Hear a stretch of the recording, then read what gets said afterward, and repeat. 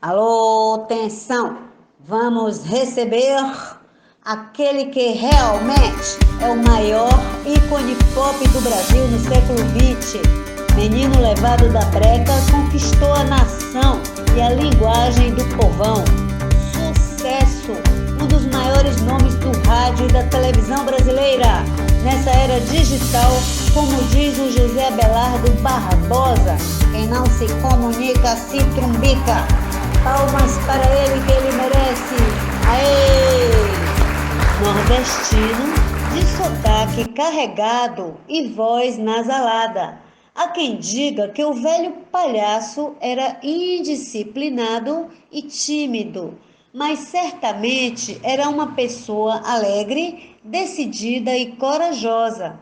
Personalidade altiva, carismático, original, autêntico, espontâneo, teimoso, intransigente, polêmico, temperamental, perfeccionista, exigente, pontual, inquieto, diferente, inovador, irreverente, provocante, resiliente.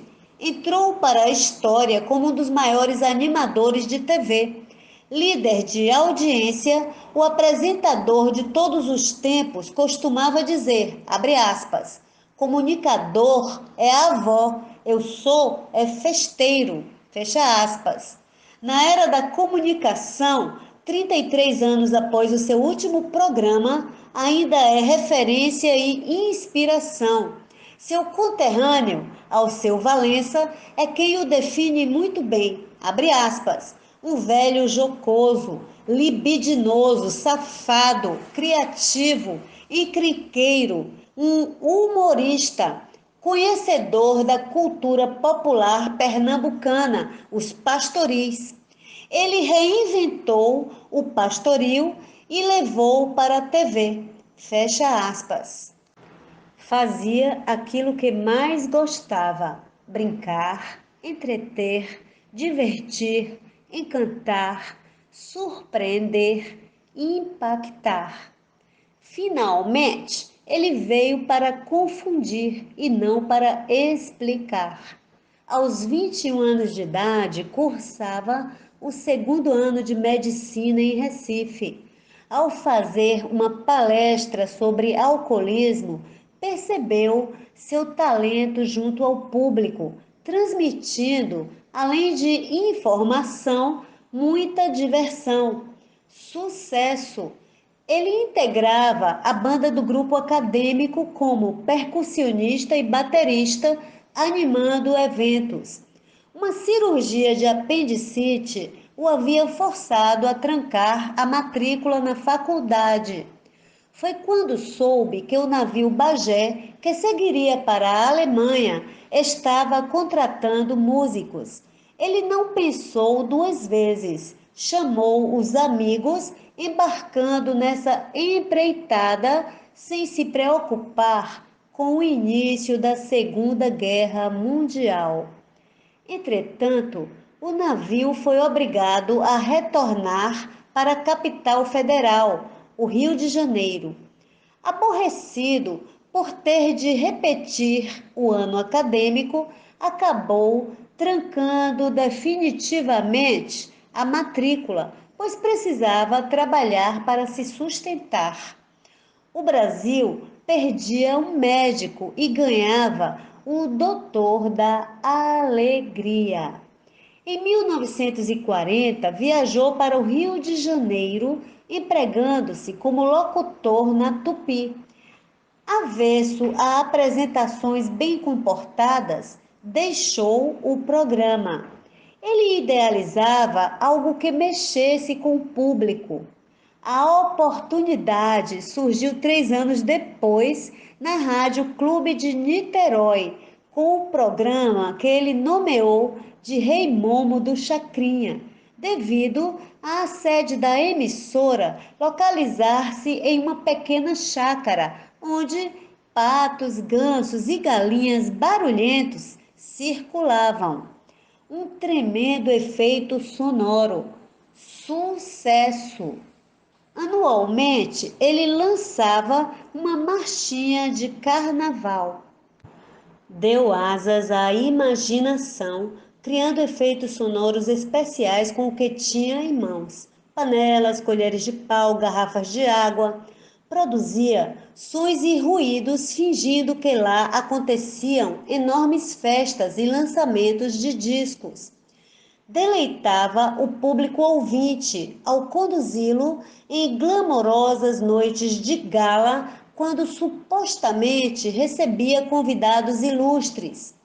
Descrevia com detalhes o intenso movimento, a riqueza do ambiente povoado de famosas celebridades, astros e estrelas internacionais e seus vestuários e joias suntuosos. Existe um relato de que certa feita, um casal ilustre, fisgado pelo canal auditivo, tomou um táxi pedindo que os conduzisse ao famoso Cassino do Chacrinha, ao que o condutor explicou que apenas conhecia o Morro do Chacrinha.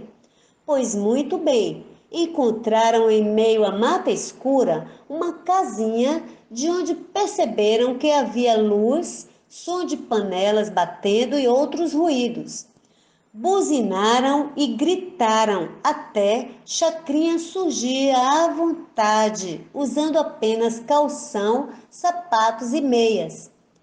Informando-lhes que o cassino era ali mesmo, pediu licença, pois estava no ar. Sucesso! A partir daí, muitos iam até o estúdio para ver de perto o que era aquele programa.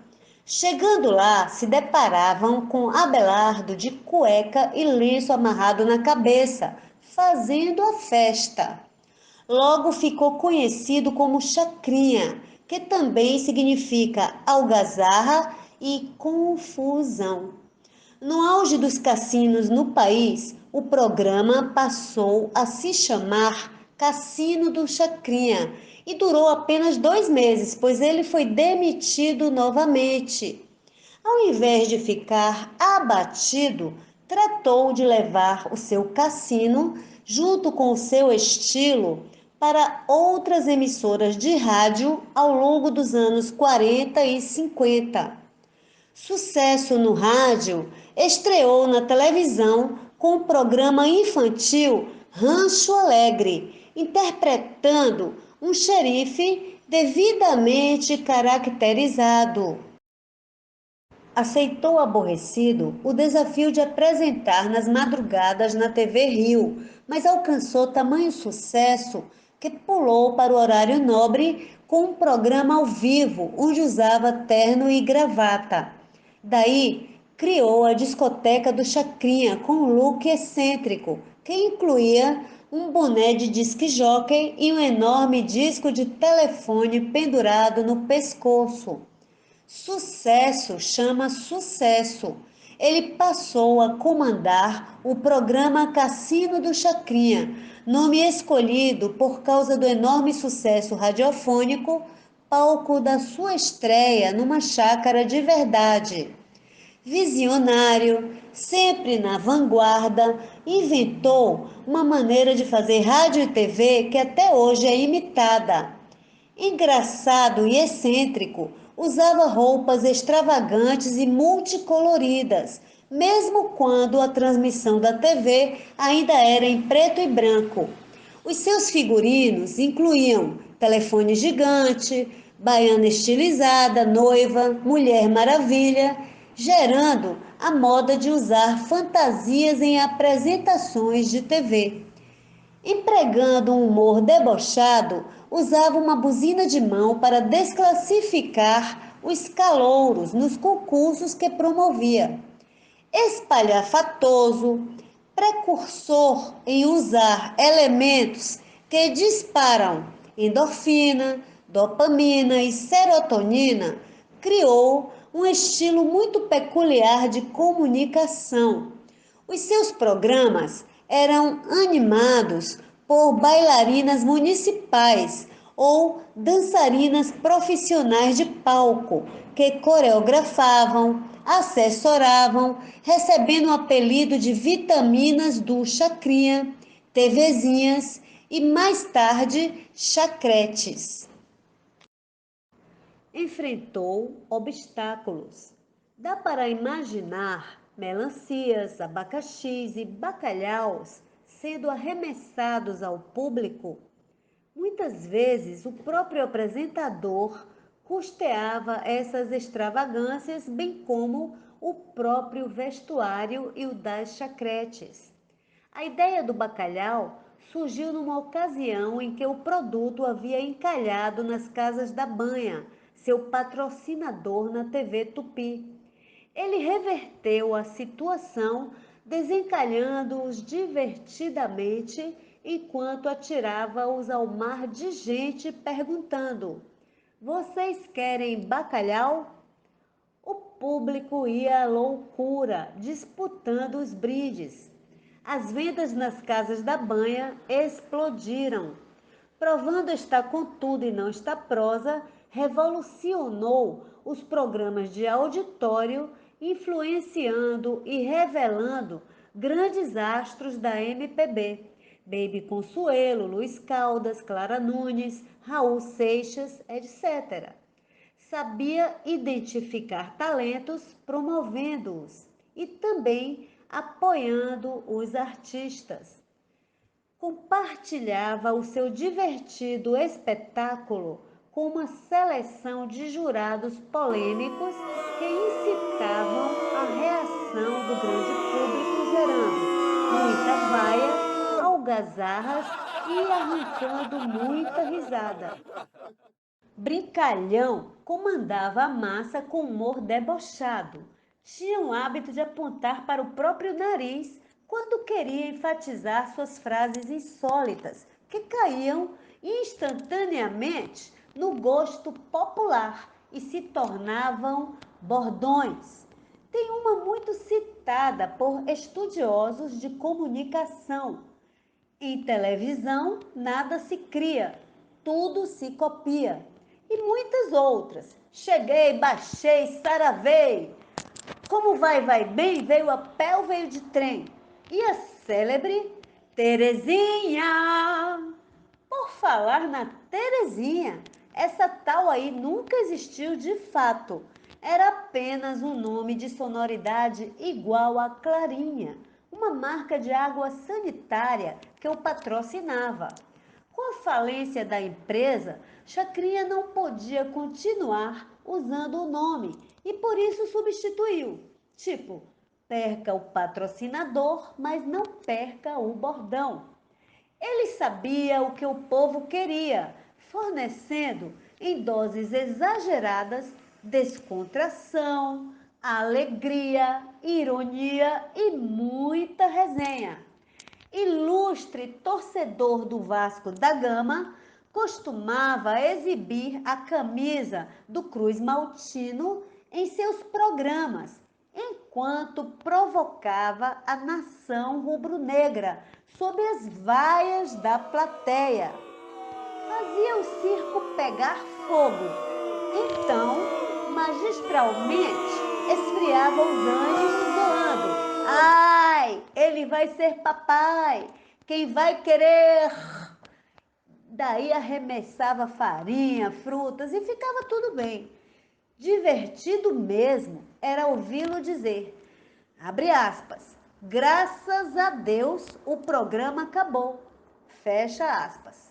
Trabalhava 24 horas por dia e gostava de tudo certinho, mas tanta dedicação ao trabalho acabou prejudicando relações familiares. De espírito livre, leve e solto, negava-se a atender às exigências dos diretores, que tentavam impor um controle de qualidade, enquadrando-o num padrão comportamental mais refinado e comedido. O velho guerreiro chegou a quebrar todo o estúdio numa ocasião em que, não atendendo ao comando de encerramento, teve o seu programa bruscamente tirado do ar, mesmo tendo ele comunicado que ainda precisaria de meia hora. Mito da comunicação enfrentou muitos desafios e se destacou criando um estilo próprio, único. Não havia nada igual, nem na TV, nem no rádio. Mas levou um tempo até ser aceito de verdade. Comportamento anárquico, enfrentou muitos embates e a ira de setores mais conservadores da sociedade, chegando a ser preso por afrontar a censura.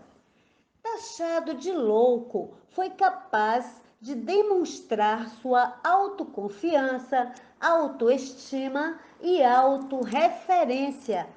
Manteve a sua essência, confundindo a crítica e modernizando a televisão com a sua espontaneidade e irreverência.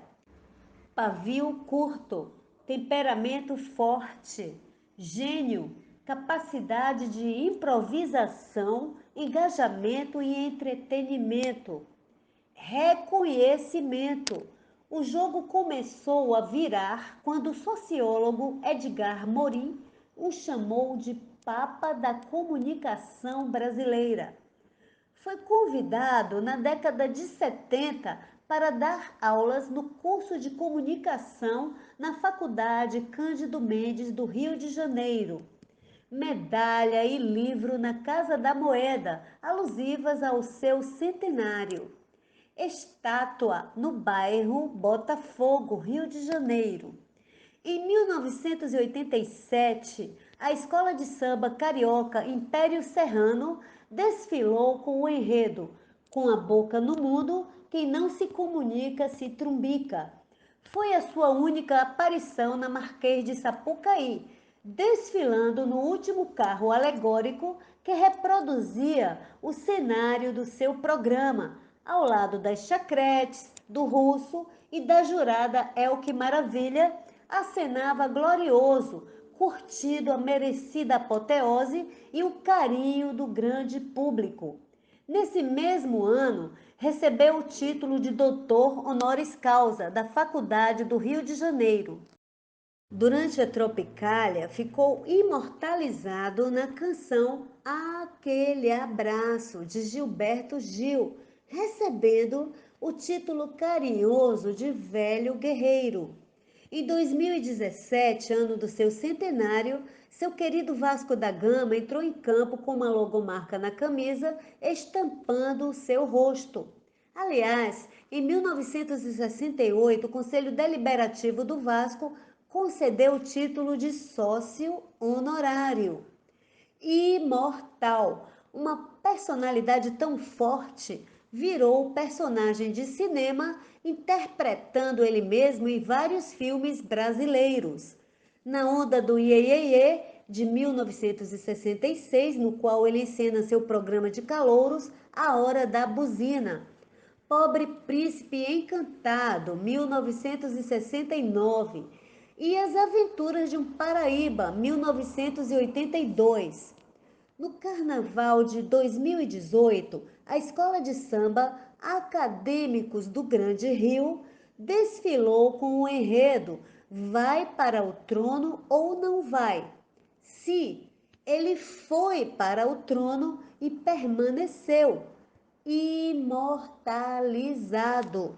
O seu passamento em 88 deixa uma lacuna. Apesar de imitado, jamais foi superado. Na era da comunicação, 33 anos após o seu último programa, ainda é referência e inspiração. Fenômeno nacional, deixou o seu legado eternizando-se em seus programas cômicos e exemplo de tenacidade e resiliência. Como ele mesmo dizia, abre aspas, o programa só acaba quando termina, fecha aspas.